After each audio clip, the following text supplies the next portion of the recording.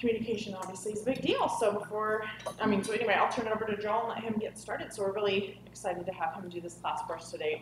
It's not really a topic that is out there something we always obviously know about, but years and years ago, I had a speaker that used to do that internally when we were Pacific before we merged with First American. So I was excited that Joel was, kind of enthused about taking them in. So I'll let him get started. Thanks, Well, thank Joel. you.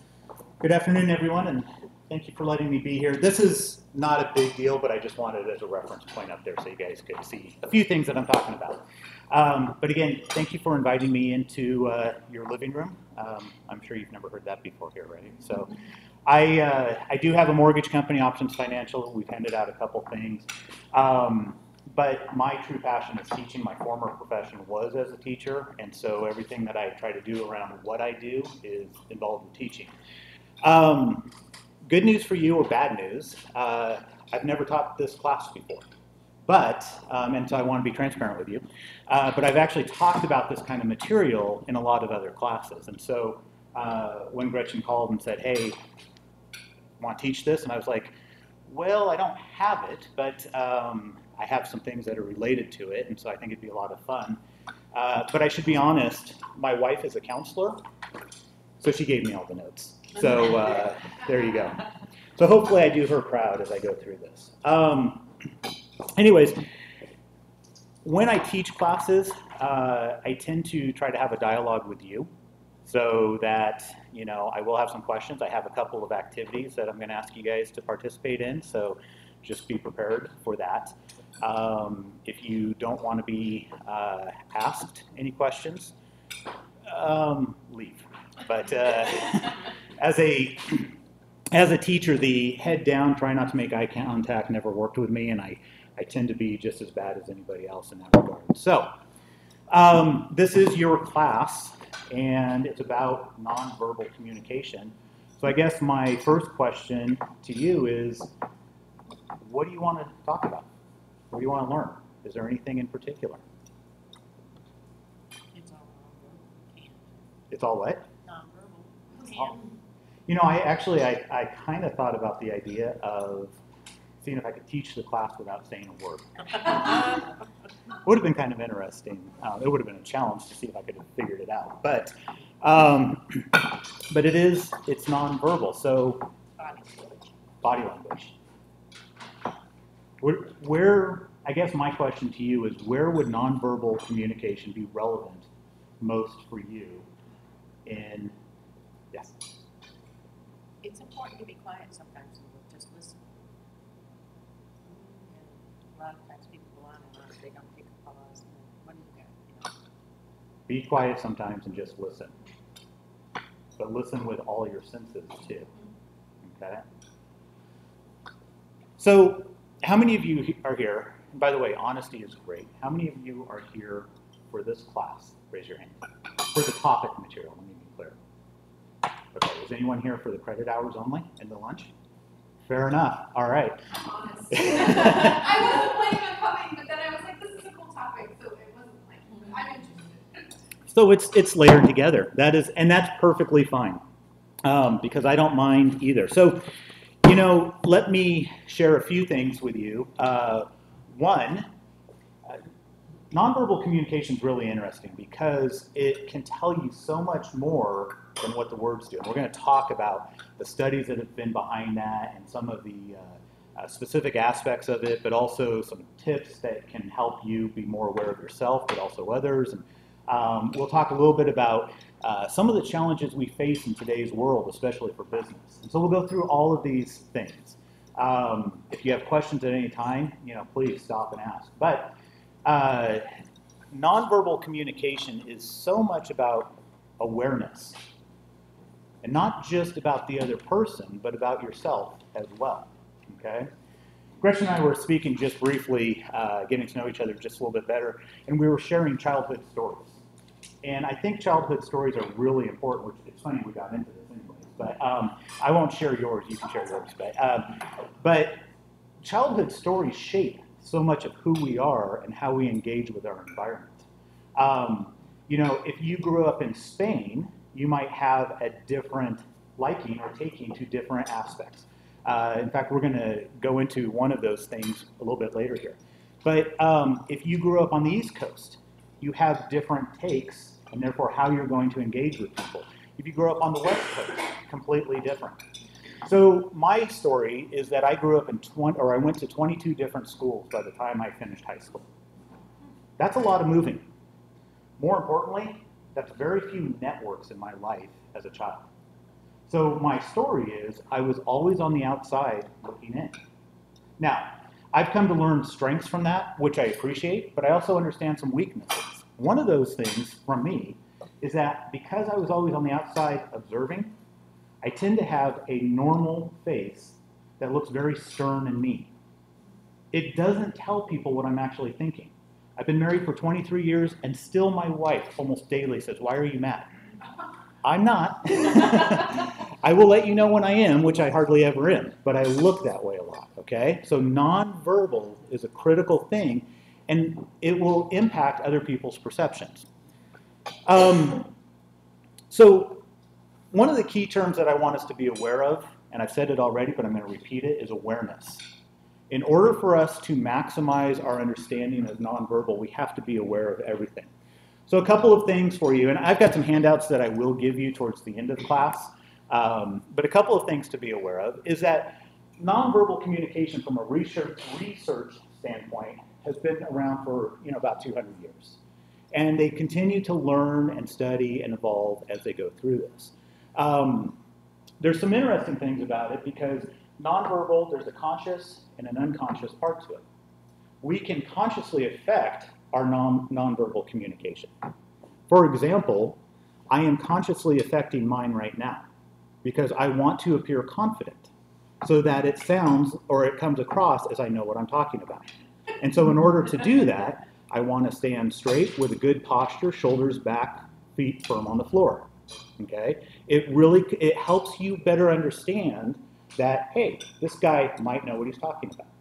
If I was kind of like this and looking down, you'd be wondering, is he sure what he's talking about? Okay? So already we're having some impact, and I want to be aware as I go through that. Everything we do with our body, with all 5 senses, including smell, impacts our nonverbal. So the only thing that's not nonverbal then is speech, obviously. Do you consider tone of voice to be a part of Absolutely. Absolutely. I'm going to share a story with you real quick. And I was going to talk about this story later. I love stories, my poor family, because they're always the center of them. So I have my wife, and then I've got 2 daughters, 16 and 12 years old. And I do not pretend to be an expert at all. Anybody else have kids like 18 and younger? Okay.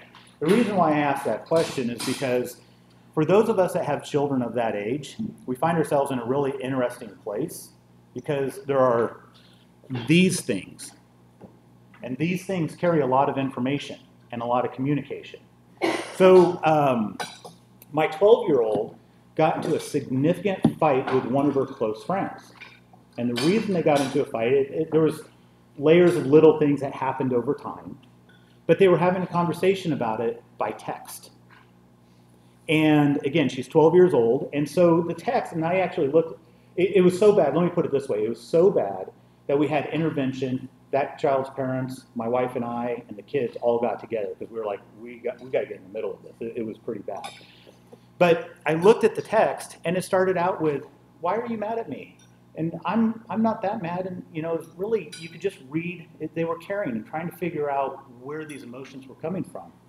And then the other child, who is kind of a high energy child, said, "Well, it really bothered me because you went bananas at my birthday party." Now the word bananas, I eat them every day. It's a simple fruit. It kind of can convey a lot of different things. And my daughter responds with, "Why don't you check yourself?" And all of a sudden from there, we get all sorts of colorful words. And it just went, and then they got on the phone and they were saying, and it just blew up. So later that night, I'm talking to my daughter and I said, let me read your text to you. And I read it as, "Hey, why did you go bananas at my party?" "Hey, you went bananas at my party." 2 totally different meanings. I said, "So did you know which one she was saying?" She's like, "No." I go, okay then, you can't make those assumptions. There was no nonverbal tone of voice in that. Speed, pitch, all of that, okay? So it was a great learning experience for them. They are working on their friendship, but they've decided to take a break because they were so heated, okay? But they're not texting either, so that's the good news. So everything we do, and I'm going to get into more of the specifics here in just a second. Upwards of 93% of our communication is nonverbal. Upwards of 93% of our communication is nonverbal. So like I said, I really could have taught this class without saying a word. And from studies, most people who attend classes retain about 10% of it. So if 93% of what I'm communicating to you is nonverbal, and you're only going to retain 10% anyways, I should just stand here. Right?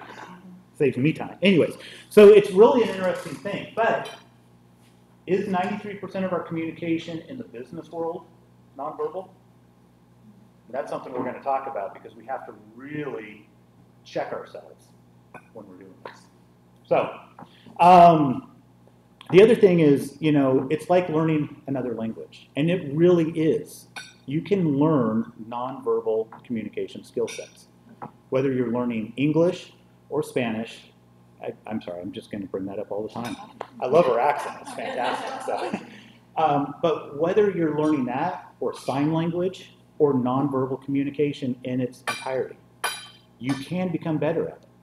And if you are better at it, more aware of it, it will help you move forward in a lot of areas, whether it's your one-on-one personal relationships or your one-on groups or your one-on-one business relationships. Because people will walk away with their perception of what you said, but they're not going to actually stop and tell you what that perception was. So it's your responsibility to do everything you can. As an example, well, let me share this with you first. This is actually kind of a nice little thing they found out. Happy is the first nonverbal language that is learned as a child, and it's actually the last nonverbal language that is lost as you age. So that's nice. It's great that it's not anger, although I think we probably could sit there and say frustration and anger. We see those a lot more, but it's actually the first and the last. It's not related to your cognitive skill level. You can have a high IQ and be horrible with nonverbal communication. You can also have, you know, an average to below average and be great with nonverbal. Those are those people. I'm not one of them. Granted, I moved around, but I'm an outsider looking in. But those other ones, like my wife, who can go in and engage and reads people really well, you can have different levels of skill and you can improve it. Here's the interesting thing. 1 out of 3 people have a negative, an off-putting negative resting face. So you could be thinking about nothing in general, you're just resting, and people will go, excuse my language, but they'll go, man, that person looks like a bitch. Okay? And I say that because that is a common term that I hear my 16-year-old say all the time.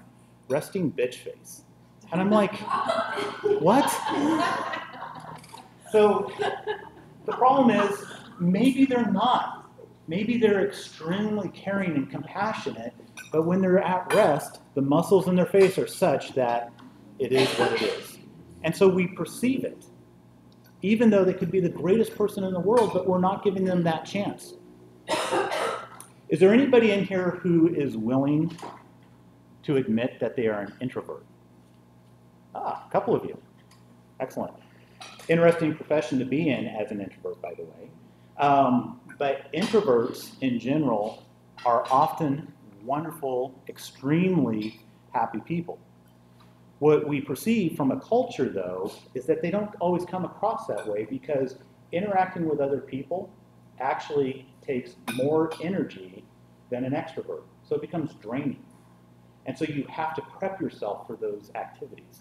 And therefore, you can come into that going, okay, this is a lot of energy. Well, it's already putting you in a mental state where you're looking, you're more observant, you're more aware, you're more fearful, and therefore it can come across in your body language, which may be a completely wrong interpretation of who you are and how you work. So it's just interesting the differences there of interpreting versus expressing, okay? So the perceptions come into play here. Here's a little activity that you guys have probably seen before, but take a look at this and to yourself for just a second, note what you see first. So has everybody seen this before? Okay, quick raise of hands. Who sees two faces first? Wow, just two of you. Does everybody see the two faces now? Okay. So because of our upbringing and how we perceive things, here everybody looked at the exact same picture, and two of you looked at it differently than the rest of you. What does that mean? Could be wrong. It could be wrong. Or the two who looked at it with faces are weird, right? That could just be the case. Okay. Maybe they're just weird. My name's Joel. Nice to meet you. Nice to meet you, Tracy. Tracy has a firm handshake. That either means that she's very confident in what she does, or it means that she hasn't broken her wrist recently. I don't know which one it is. So, everything we go through, there's a different perception, okay? One of my daughters actually did just break her wrist. She's not shaking hands very, very firm, all right? You might shake hands with someone, and that one handshake, it's really light. Now, it is typically in our culture deemed that if you have a light handshake, that you're a little nervous, you're a little reserved, all right? Or maybe you're not, but you have arthritis. So we should caution ourselves, and I like what you said, we should listen more. So we should stop, pause, and listen more. Is this person really nervous, or do they have something? And it's probably not acceptable to shake their hand and go, oh, I noticed that's a really light handshake. Are you nervous, or do you have arthritis? I don't suggest that, but you can pick up some more information as you go, all right? Okay, so here's the key thing to all of this. And this is really important because communication, you've probably heard before, communication is a two-way street. So I will tell you, if you haven't thought about this, others judge you by your actions, or at least their perception of your actions, right? We judge ourselves by our intentions. So what I mean by that is that all of you in this room are judging me right now, and you've been judging me. And I'm okay with that, all right? I got big shoulders, I can handle it. Hopefully, though, your judgment of me is positive. My hope is that you're thinking, oh, this guy is someone who's engaged, he wants to give us information, that's gonna help us move forward, he wants us to be more successful in our careers, he's taking time out of his day to give this information. Maybe he's even hoping to develop some relationships for future business. Oops, did I tell you my intention? So my intentions are all of that, right? I'm here I have a natural desire to teach. I really am fulfilled when I teach. And if I can teach information that's helpful, that's my intention. I may not hit the mark, but that's my intention. And because I was asked to come in, it's an opportunity where maybe I can make some new relationships because this business is all about relationships. But we don't usually come into a room and flat out say, well, before we get started in our conversation and you judge me on everything, let me give you my list of intentions. Now, in my opinion, I think it'd be easier if we did, but we don't. So that being the case, think about this for a second. What are you responsible for? What are you responsible for? When we think about this, you cannot be responsible for someone else's interpretation of you. But you can be responsible for your intentional actions that may convey an interpretation. Which means your awareness of what you do and your awareness of what others are doing is going to help you navigate all these different conversations you have. But it's critical to have that awareness that the only thing you can control is how you act or how you react. Make sense? So, going into what do we consider to be nonverbal? Facial expressions, obviously, and gestures. Now I have an interesting thing for you here, and I've got a handout. This is something you can do. I'm not going to, again, I'm going to wait because it's something you can do later, but it's quite interesting. And we're going to just do one of them. Can you see these hand gestures up here okay? Might be a little bit light. And again, I've got this handout for you. Everybody take a look at A. What does this mean? What's that? Okay. Everybody agree with that? Anybody disagree? It's a yoga thing. Yes. I know that to be the common interpretation in this room, but it has a different interpretation in other places. Do you know what any of them are? Some of them are quite vulgar. So, this is one example, and it is a cultural geographic location thing. But Europe and North America, this typically means okay. In the Mediterranean region, Russia, Brazil, and Turkey, it's basically a signal for an orifice. Okay? It also can have a sexual insult. So, don't do this in the Mediterranean. I suggest you don't do. I don't know. Maybe you've come across that before. In Japan, it represents money and coins. Okay? Those are distinctly different meanings. So, yeah, there's cultural pieces to everything that we do as well. So there is no standard for nonverbal communication because who you're interacting with, locations you're interacting, cultures you're interacting with, backgrounds you're interacting with, they're going to get a different perception. So you can't, it's not 100%, but you can be more aware of it. Now, you could spend a lot of time learning every hand gesture for every region of the globe, trying to understand what every culture might, understand that to be. But then you also have to understand, did they actually grow up in that culture or not? So there's a lot of variations to that. Anyways, I will hand out this to you so you can take a look at all of them. There's actually a little scoring guide, and I will tell you right now that give yourself 1 point. So if you look at it and cover up the meanings and you try to understand what all the different meanings mean, give yourself 1 point. And if you get more than 30 points after you go through and score yourself, it means that you actually have a very broad understanding of cultural differences in hand gestures. So, okay, some more things that are about nonverbal communication. Paralinguistics, tone of your voice, volume, inflection, pitch. So exactly what we were talking about. Body posturing, again, are you standing straight? Do you slouch? There's a lot of different variations to that. If you're sitting at a table, crossed legs, crossed arms, leaning back, all those different things will have a different meaning, which I have a list of those for you as well, just to look at. Proximity, personal space. You ever meet someone and they seem to be right there talking to you? You're like, can you just back up a little? And you step back and they get, it's like, okay, we're not dating here, just, So everybody has a difference.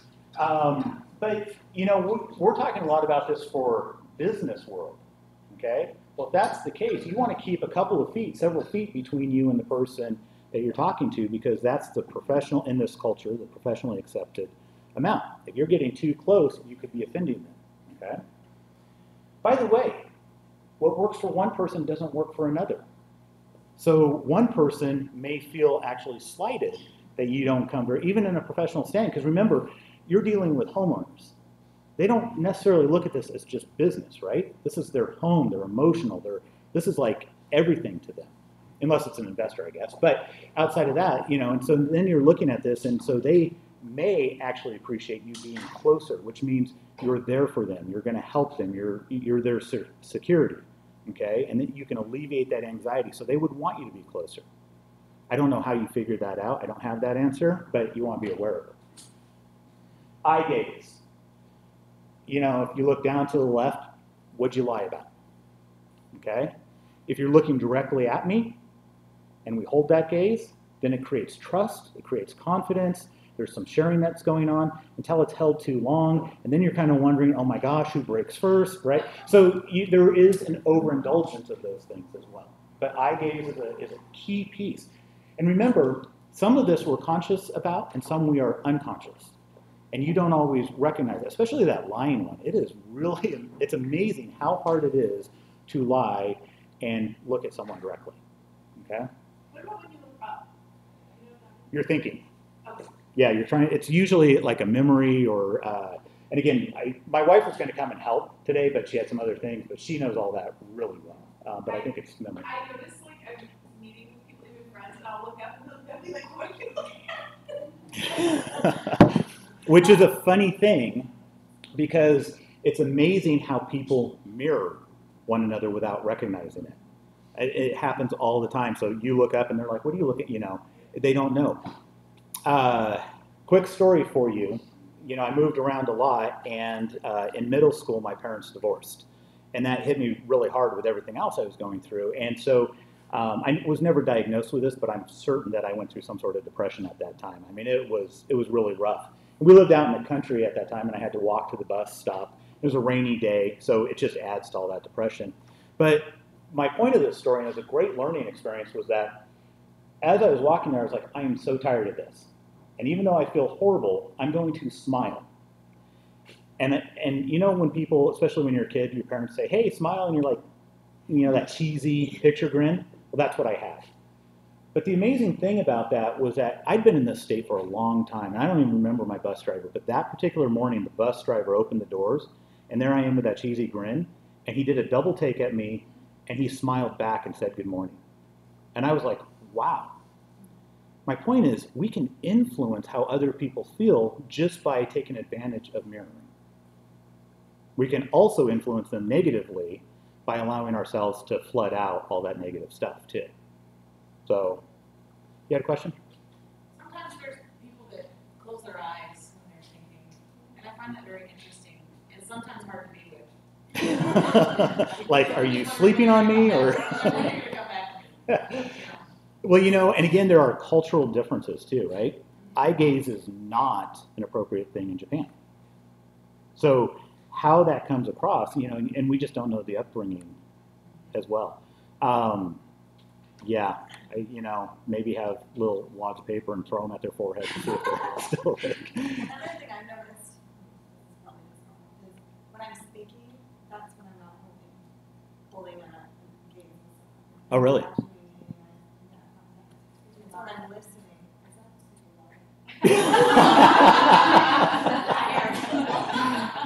Is this a true friend here? Is that what I...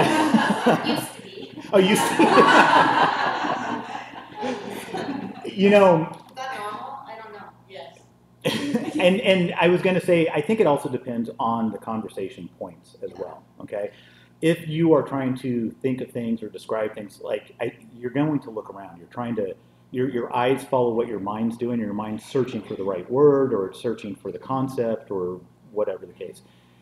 In situations where you know the story really well, you probably hold your gaze better as well. Well, sometimes I feel like I'm staring too much, and I'm like, all right, that was awkward. That was really awkward. Well, and you know, you're going to see this at the end, but one of the great things about this is you can practice it. And the more, so awareness is number one, but practice it. It will really help you as you go through. Because here's the key thing, and I'm just going to, what's your name? Carly? So, you know, Carly, staring at someone or holding the gaze too long isn't a problem. You know, the other person might go, oh, and then they may not hear you. But the bigger problem of that is for you when you go, oh, that was really awkward.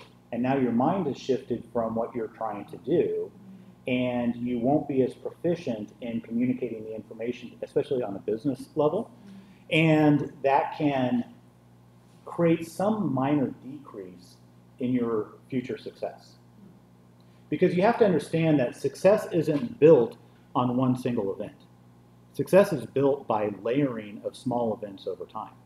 And so if you have one thing that takes away from success, you're going in the wrong direction. So it may be that your success, instead of being this level, it's this level. Or it could be a small enough point early enough on that it actually changes the course and is not successful at all. I have a associate who was working with a client just the other day, buyer's agent, and they got into contract. And this is a couple, they haven't owned a home in a long time. They're an older couple. They had some medical issues going on, so they're really nervous about this whole home purchase thing, even though they've bought homes before and one of them's a contractor. but this buying it right now, super nervous for him. And standard disclosures, and there's this one, you've probably seen it, about the lead paint disclosure. And the agent said, here's, disclosures we need you to sign, and she happened to catch, the client caught this one about the lead paint. And she asked a question, and the agent gave kind of a, oh, it's just a standard form type answer, because we see it all the time, and most of the time it's not a huge deal, but the answer wasn't enough for the client. And the client didn't tell the agent it wasn't enough. And that one small little interaction, within 3 days, they are no longer working together. It was just a small piece that took everything off on the wrong side. And you're not always going to know that, okay? Now, I'm not here to vilify the agent or justify the agent or any of that, and I wasn't even there in the process. But what I know is that was a little piece that started taking everything sideways. So the more you practice, the more you can make sure that doesn't happen. Touch. Here's an interesting one as well. The reason why is because genders do this very differently. So there's a lot of different reasons for touch, okay?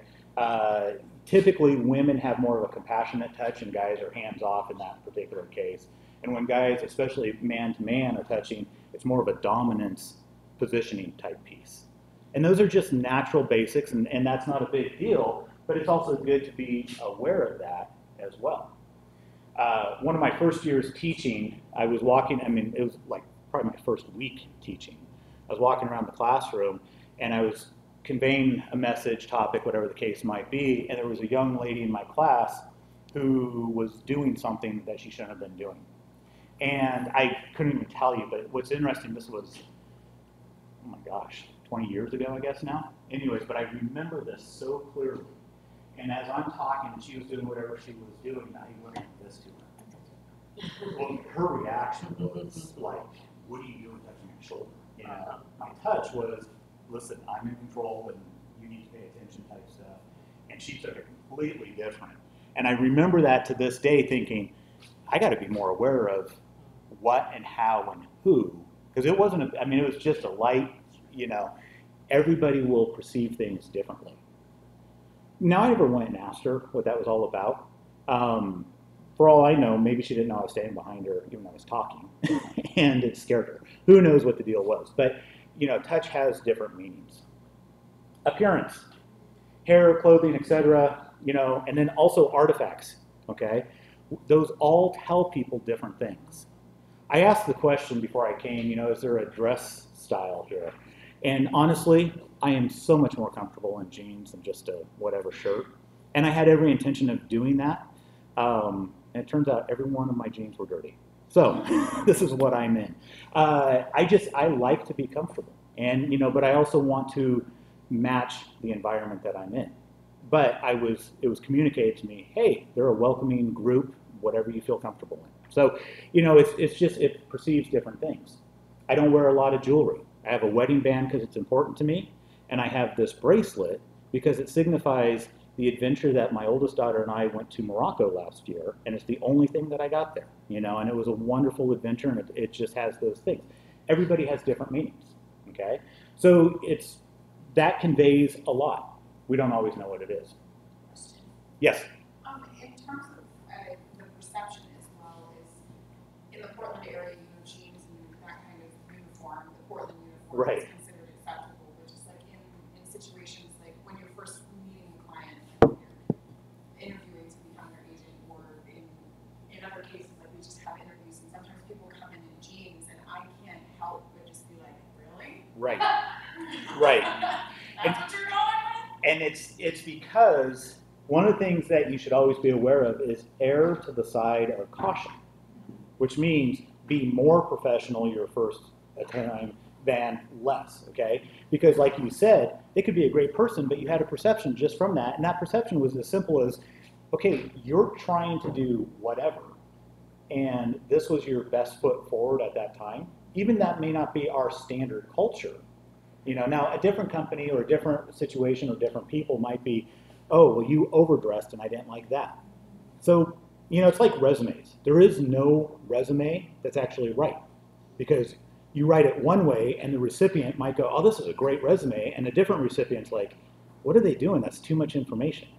So again, in the end, I always recommend that you go with what you're most comfortable so the rest of the conversation can be successful and you're not uptight or too worried about it.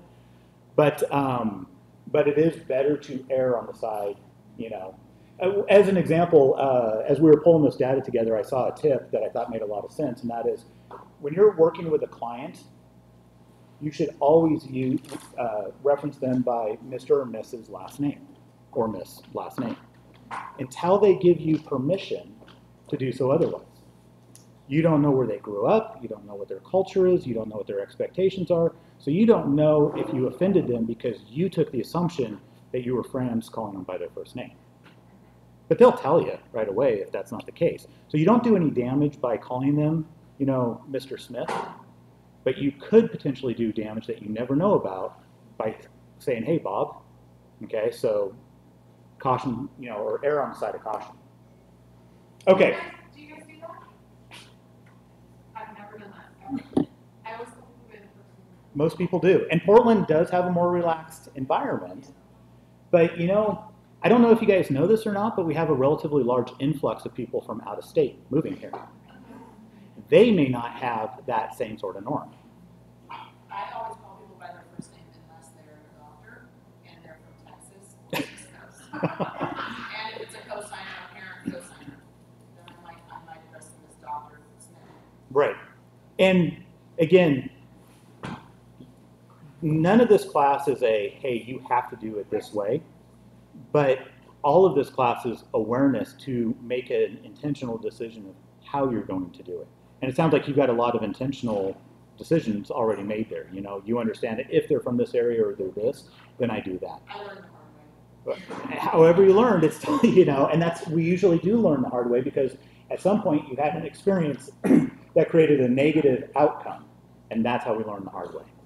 No, just a dad grew up on the East Coast, and I grew up always Mr. and Mrs. Then I moved here with kids, and my parents always said, say hello to Mr. and Mrs. They were my age, and I was meeting their contemporaries. But I do that here. It sounds so funny coming out of my mouth. So, and all my friends are weirded out if I said, Mrs. Palmer. So Yeah. It's just natural environment. But I do think about that all the time because I think, am I not teaching them the right? But I think it's all contextually very appropriate here. And if somebody introduces themselves, hi, I'm Bob, or I take that as a cue. By the way, it's also okay to ask, how would you like me to address you? They will tell you. And then you don't have to worry or wonder or think, and it's just done. It's amazing how many times we forget to be just transparent and honest. So instead of playing a game, okay, I'm going to call you Mr. Smith until you tell me different, it could be, how would you like me to address you? Oh, please, Bob, that's totally fine. So one of the things kind of related is what happens when somebody says your name but they mispronounce it? I mean, or or whenever I see somebody's name and you pronounce it, what do you go by or whatever? But it's always awkward because my name gets mispronounced all the time. And What is your name? Alyssa. Alyssa? With some sort of spelling that. Alisa, Alicia. Right. And I don't want to offend the person, especially if they're like a referral or something like that. We spend, this is my perception, and I have found it works really well for me, so keep this in mind.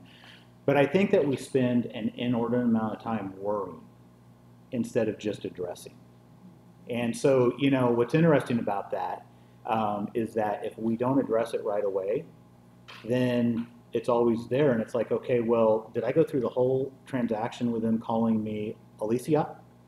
And I never corrected them. And, so is that fair to them? Is that compassionate? I didn't eat lunch. It looks like you guys had a good lunch. There were some salads and, is that broccoli? Is there? Oh, just, okay. My eyesight's getting worse. Anyways, so I chose not to eat right away because, I could spill something on my shirt or whatever, but you know what? I probably would have gotten something green stuck in my teeth. Now, I don't know any of you, but I sure hope that one of you would have been courteous enough to say, you know what? There's something in your teeth. Now, I see a lot of head shaking, right? The question is, how often do we really do that? And how fair is it if we don't do it, even to a stranger, because now we don't know where they're going and we just let them walk around with that thing in their teeth. Is that compassionate? So I think the same thing is true if they mispronounce your name. Just But I guess compassionately look, sometimes, like, you correct them, but they still get it wrong, and then give up. Fire them. then, but then it just gets really awkward. Yeah, And if that's where you're like, you've known them for a couple weeks or a couple months, and they're still mispronouncing it. you know, About it. my suggestion is going to go back to one of the things that I've talked about already, and that is practice. I mean, honestly, come up with something when it happens, because you know it's going to happen. So be prepared and just practice, and the more you practice, it'll just be simple. What if you call them different names? Yeah, there you go. Make sure you leave them on the Yeah. voicemail Thanks, saying, this is Alyssa. Yeah. Yes, I would say that, or sometimes if somebody calls me a different name, then I'll say, oh, you called last. I have seen, Just call me. I've also seen people, because we use technology a lot in emails, and so oftentimes we have some sort of conversation pre-verbal, and I've seen some people who, they've got their name, and then they actually have the pronunciation of their name. So it's just out there. It's just a standard thing. It's in their signature line. It's done. But I have a great story. Feel free to use this if you need it. At the farmer's market, around Halloween, a couple years back, this lady walks up to buy something, and she's dragging this yellow cautionary tape behind her, stuck up in her coat. And, it's kind of like toilet paper hanging out of your hands. So I was like, and everybody's like, and so I just walked up to her and said, do you know you have some cautionary tape? Hey, she said, that's my cautionary tale. I said, okay, just wanted to tell you. That's my costume every year. That's awesome. I have one more thing to say too. Yeah. There's an age thing for me. Yes. Because I work with a lot of people that are my year younger, and they would be really, if I call them. Oh, yeah. They would feel really strange. They totally would. Right. So age and gender, geographic location, cultures, all that comes into play. So awareness is a key thing, which is why I have developed the methodology of just being honest and asking. Okay? So, whatever's going to work for you, and if you're most comfortable with, I'm going to take the most comfortable, relaxed approach to it, and they'll correct me, or I'm going to take a conservative approach and they'll correct me, or I'm just going to ask, or I won't call them anything until I hear somebody else do it, whatever, but again, be aware and be intentional. And that's really going to work best for you. So, by the way, to the name thing, do you guys remember my name? Joel. Joel. Yeah. 4 letters. I find it weird how many different pronunciations of my name I've had. So, it happens, I know. Joel is a very common one that I get called a lot. Yeah. Is that before you speak? No, actually, I still have people. But keep in mind, other countries look at it as Joel too. So from a various country culture thing, that's usually where I see it most common. My grandfather was from Italy, and he used to call me Joel all the time as a grandkid. And so it's not like I'm not familiar with it, but it's what he would always say. So. And if I can say something, when you are a foreigner, and this is not your first language, I have noticed that many times I just don't realize the difference in sounding. And they are asking me, so is it Anna or Anna? And it's like, whatever you want. I don't see the difference, or I cannot hear the difference. So Yeah. different languages, I think, put emphasis on different sounds, and other sounds, yes. It does. It creates a lot of interpretations, which, by the way, nonverbal. You mispronounce my name, so the inflection is wrong. What does that make me think? Any guesses? You don't pay good attention. You don't care enough. You don't. It really creates. It doesn't create positive things, right? You get my. And I asked the question. Do you guys remember my name? And they were silent. I'm like, oh, okay, that's fine. But it really, there's a lot in a name. So keep that in mind as you go. What about when you've forgotten, sorry, I'm on the same thing. No, it's good. What about when you've forgotten a client's name? I mean, is that again, just be honest, saying, hey, I am so sorry, and, you know, I'm struggling, I know we've spoken a couple of times, somehow you make this in my mind. I mean, I am the biggest believer in honesty. I've never seen anybody get mad at someone for being honest. They might be disappointed you forgot their name, but they won't be upset that you were honest. In fact, they will appreciate it. I'll have my, like, it's nice when I'm with If Julie, there's so I'll someone go, oh, else. introduce yourself, because I. Right. I do that all the time. And there are tricks like that too, right? So I'm not, because I've got a handout for you, I'm not going to go through all of these. I think there's 9 or something of these, but there's different body language or nonverbal that comes up with different things. So just as one particular example, and I'm going to hand this out to you right now, but as one particular example, you know, if you're nervous, fidgeting, minimum eye contact, hands to face, hair, palm up handshake, that's a submissive. Palm down handshake, that's a dominant. And then normal is just. Equal. Caring or controlling. So there's differences that come into play. What I mean is 2 hands, one on the forearm, right? Throat clearing. Usually it's because your body dries up, you get tense, you know, and so you're trying to. Anyways, all of these things can demonstrate different pieces to that. Think about this. You have a first-time home buyer that's meeting with you for the first time, and you're seeing things like this. What should you do, or what could you do? What are some ideas? What do you mean if you find yourself fidgeting? No. You see them They fidgeting. are. Oh, Yeah. What are some things you could do or should do? So, say I'm at an open house, somebody comes in, first time, initial meeting. Yeah. Well, I find, first of all, when they enter the house, it's like, oh, welcome, come in. And I try to move them into the house rather than staying in that position. It makes them a little more comfortable. I introduce myself. So get away from the point of entry, I think. Okay. Get away from the point of entry or a more open, comfortable environment. Or just bring it up and say, wow, this is an exciting process, but I'm sure you know, you've got questions, and just put them at ease and let them open up about what they might be concerned about. Have you ever gone into a room and just been like, hey, you know what, I'm really scared and nervous? We don't usually do that because we're scared and nervous, right? And so then we're like, okay, well, I don't want them to think I don't know the questions to ask, and so we tend to try to. So you know what?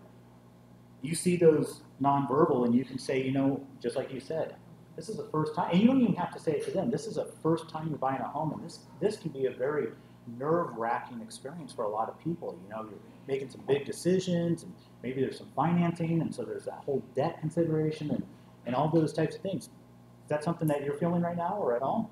And all of a sudden they'll just, and you're like, okay, now I know a lot. You know, use the nonverbal to help them relax and have that honesty and that transparency, and then it will create deeper conversations. And they'll appreciate it.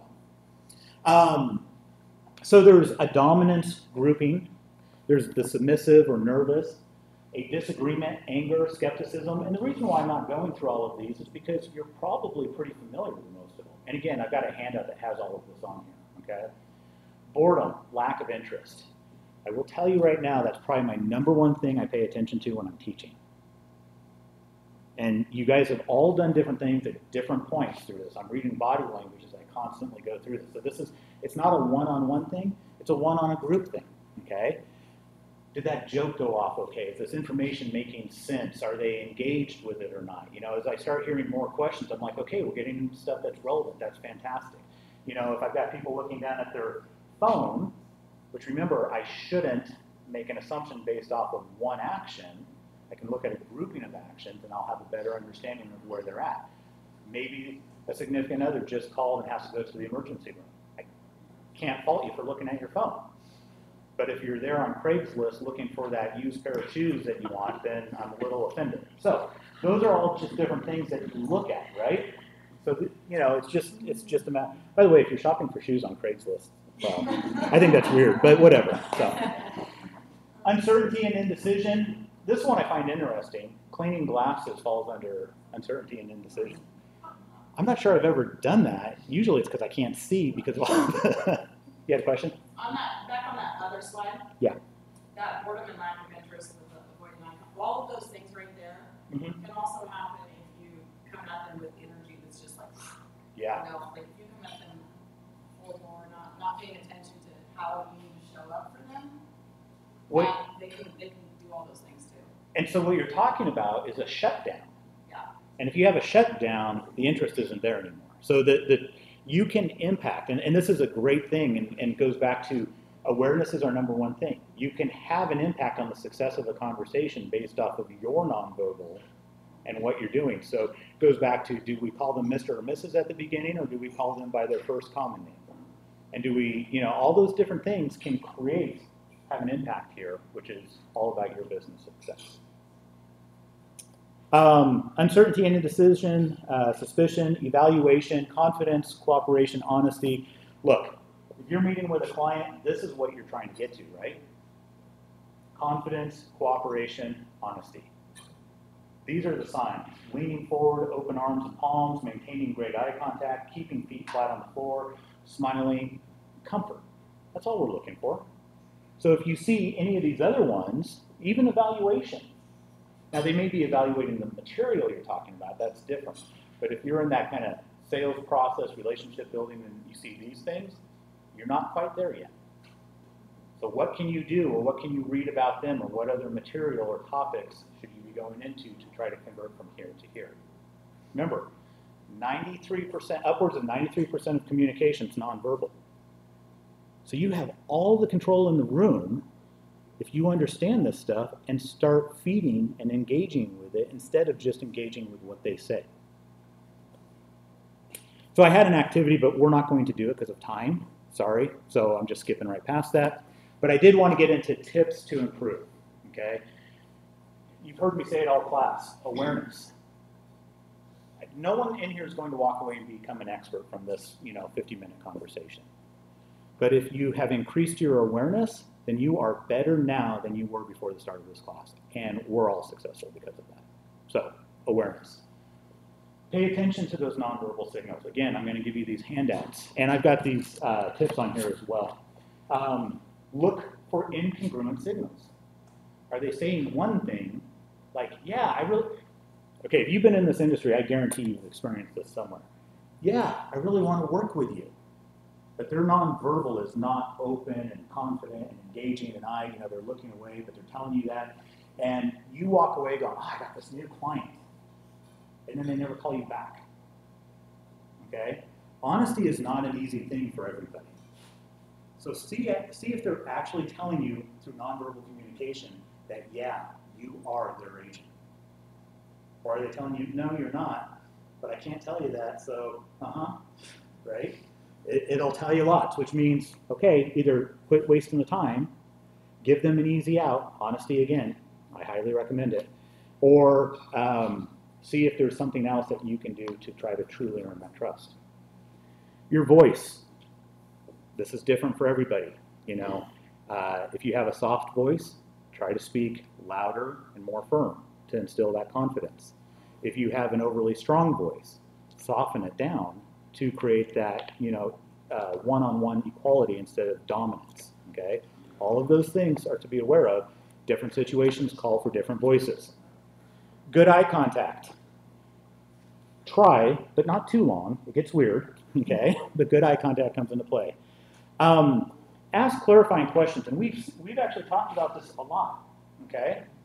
And it's great. Now here's my wife speaking loud in the back of my head.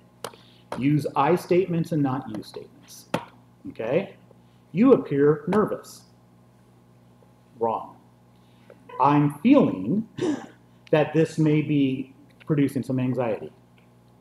Oh yeah, that's true, okay? People get defensive the moment you tell them you have done something, or you. Even if it's right, they don't like being told that. So convert it to I statements. Ask clarifying questions.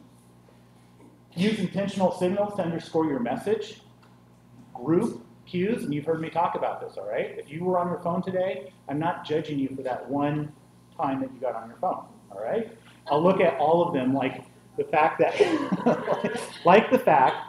her back was to me at the beginning of class, And she said, I'm only here for the credit hour. So I appreciate the honesty. I already trust her more than anybody else because of that degree of honesty, all right? And then she said, well, I kind of interested in it. And then by the end, she's engaging and fully turned around, except at the end she looks at her phone. So whatever, full circle. But consider the context, awareness of misinterpretation. Are you interpreting them correctly? So it goes back to the clarifying. More importantly, are you presenting yourself in a way that is allowing them to interpret you correctly? Which means we can never rest at this. That's the problem. We're always having to look at it. Practice. I have an associate who would say this all the time, fake it till you make it. I smiled at the bus stop. The bus driver did a double take, said good morning, and smiled back. Made me feel better. I sat down in a seat by myself like I normally had for many, many, many months prior to that. And I kept smiling. Middle school bus. So that should tell you a lot about the other kids getting on, right? But I smiled. I faked it. What was weird was other middle schoolers got on and they smiled back. There was no teasing. There was no comments. It was just decided because they mirrored what I was doing. They couldn't help it. In other words, what I learned in 7th grade is that we can all be puppet masters if we want to.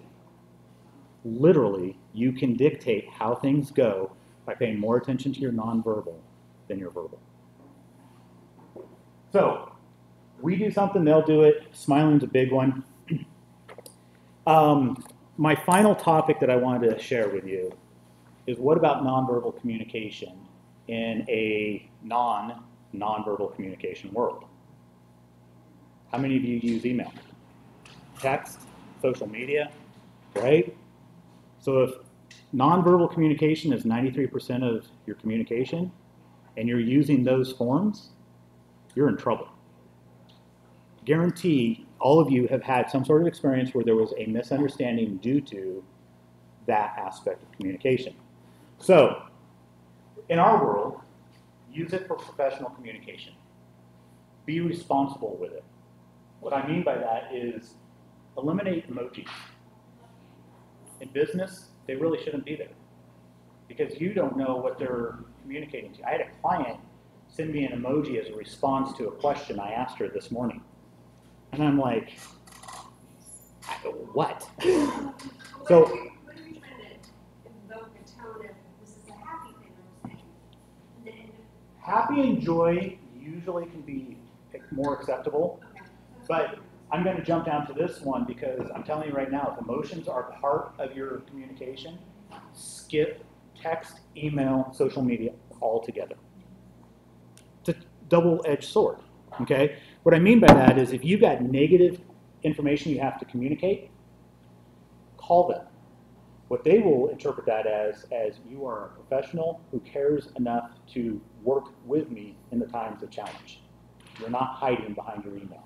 They trust you and respect you more, and that is more likely for them to refer you out to other people. If it's joyful, well, why would you not want to actually engage in that emotion with them? And they will appreciate that much more. If I get an email that says, hey, your loan's, oh, that's great. If I get a call that says, hey, guess what, you've been approved. Completely different experience. So I honestly, and all of my employees have done the same thing. If there's emotion at all, you pick up the phone. Now, what you can do is you can send an email afterwards that bullet points the facts of that communication. That way they still have it in writing. I've also done things where I have sent them an email first with the facts, but at the beginning I've said, this is information that's not going to go over well or whatever the case, but I need you to have it in writing so you can see it so that when I talk to you, there's a little bit of understanding of what we're going to talk about. But I'm going to call you in X number of minutes. So I don't do just one without the other. This was taught to me by a great mentor of mine. If for some reason you have to respond in written communication, do not hit send until you can read your communication and your heart rate doesn't go up. It may take you 24, 48, 72 hours to get to that point. But there's two things that'll happen is when you get to that point, you'll read it and you'll go, oh, that was really a digging comment I wrote in there. At the time, you felt like you were being fair and honest, but later on, you're like, man, I was just kind of being a bitch, I mean, or rude, a jerk, whatever the case might be, and so you will rewrite those messages and you'll have much greater success conveying them. Patience is a great skill. Stop and listen. And listen to yourself before you communicate it, especially in the nonverbal stuff.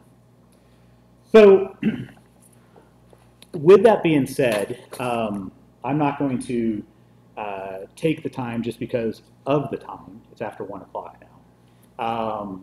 But I'm happy to answer questions, but something that I would request of you on your own is to answer these 2 questions for yourself. What do you notice about your nonverbal communication? I know some of you have shared quite a bit today. But also choose an area or method that you'll focus on strengthening. What is it? Don't be general about it. Be very specific. Because remember, if you can take one thing away from this class, then you are one step closer to being more successful the way you want to be. So you don't have to do it all. Just identify one thing. It will stick with you more and your awareness will be better. Questions? Or comments? One thing you didn't talk about that I've been noticing, I have a dominant personality, and I have to manage that. I'm confident and I can scare people sometimes, and like that. And I can tell when it's happening, like facial expressions, and I learned how to kind of tone it down. It really works for a lot of people, like men. I do really well with men in love and communication style. Right. But then sometimes I they get offended because I'm a strong woman, and I'll say something, and then they'll be like, "Oh, that was kind of aggressive or bitchy for a woman," and I'm like, "Wow, it seems a little unfair." And that's the thing that I've let it go. But I remember when I was in my 20s, I was like, "It's so unfair that men can say the same exact things as a woman, and they're a bitch. They're a leader. The man who's think is strong leader." And it is unfair. What? It is unfair. I can't get around that. My education is in chemistry, and so I bring this up because there is a significant inequality in earnings between men and women in the research fields. Now, what's interesting about that, and I bring this up only because your comment is fair. You should be upset by it. Okay, it's not fair to be judged negatively about something that is really a positive approach, right? Our culture and society isn't necessarily comfortable with it. So going back to this research thing, the question might be, well, why is there a disparity in earnings between men and women in the science research field? Well, research is something that's it's interesting in the aspect that it is an ongoing process that takes a lot of collaboration, and things are constantly moving all the time. And the truth is, and by the way, when I say there's a disparity between earnings between men and women, I'm talking about the entire population, all right? Not one person here and one person there. And so the question is why might there be a fair reason that there is an earnings disparity? And when you look at the entire population, you also have to keep in mind that only one of the genders was blessed with the ability to have a child, which means that typically there's more likelihood that they will have to put a pause in their research work, which will slow down the progress of the research, because research is about the research. That's the key thing. And so it can start to create that disparity because of just natural factual differences. Now, how that comes into play, and this is not a big political conversation to have, but my point being is that sometimes we need to take a step back and say, okay, well, what might be some of the underlying causes behind it? And because remember, we can only be responsible for our actions, not somebody else's. So I can't be responsible for the entire science community and the pay differences, but I can be responsible for helping my 2 daughters understand some of the disparities they're going to go into and how they can engage and act and react to those different things. So it's just being aware of it. Perfect situation though, there is a hormone difference, you might even call it an imbalance between men and women. It's this testosterone thing. So and we don't even know what it's doing to us at different times. So as you come into a room and you are confident and clear and very, direct in your communication, those testosterone hormones in the back of my head are feeling threatened and in danger, and therefore, but I would never know that. So it's the why, understanding the why a little bit sometimes can help you be aware of it. I didn't change it at all, I realize that. But it's just a matter of the awareness and thinking about it. Hope I didn't go too far off track on you. Any other questions or comments? Thank you. I did leave some information of different things that we have. I request that, I'll be honest and transparent, I do request that you take a look at this. If you need some help, obviously with financing, that is the basis of our business. I will teach anytime because I love it. And I will teach one-on-one if you have questions. And I will teach your clients how to make smart, intelligent financing decisions. So, thank you. Before you leave, you can fill out your survey so that we can get your feedback on this class, see if we want to do it again in the future. And then also there's calendars of a few of the classes coming up. So be sure to grab those on your way out.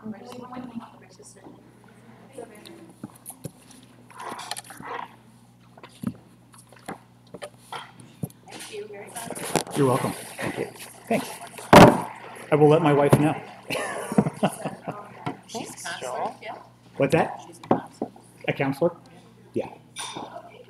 Yep, that's her key thing, so thank you.